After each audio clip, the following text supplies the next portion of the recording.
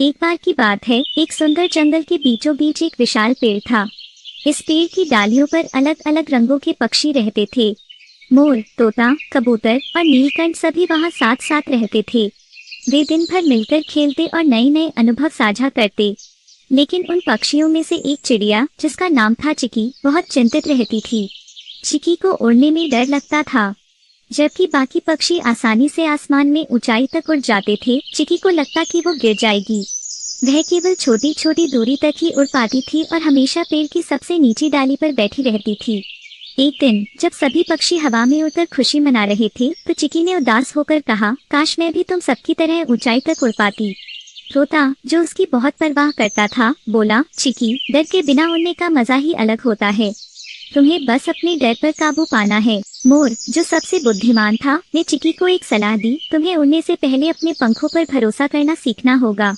जब तुम अपने पंखों की ताकत को पहचान लोगी, तो तुम्हें उड़ने का डर नहीं लगेगा। चिकी ने उनके सुझाव को ध्यान से सुना और अगले दिन उसने अभ्यास शुरू किया। पहले वह थोड़ी ऊंचाई पर उड़ने लगी, फिर धीरे धीरे उसने ऊंची डालियों पर बैठना शुरू किया। कबूतर ने उसे प्रोत्साहित करते हुए कहा, चिकी, तुम बहुत अच्छा कर रही हो। बस लगातार कोशिश करते रहो। कुछ दिनों बाद जब सूरज उग रहा था और सभी पक्षी आसमान में उड़ान भर रहे थे, चिकी ने भी अपनी पूरी ताकत से पंख फैलाए और हवा में उड़ने लगी। उसे पहले तो थोड़ा डर लगा, लेकिन जब उसने नीचे देखा तो उसे एहसास हुआ कि वह ऊंचाई तक पहुंच गई थी।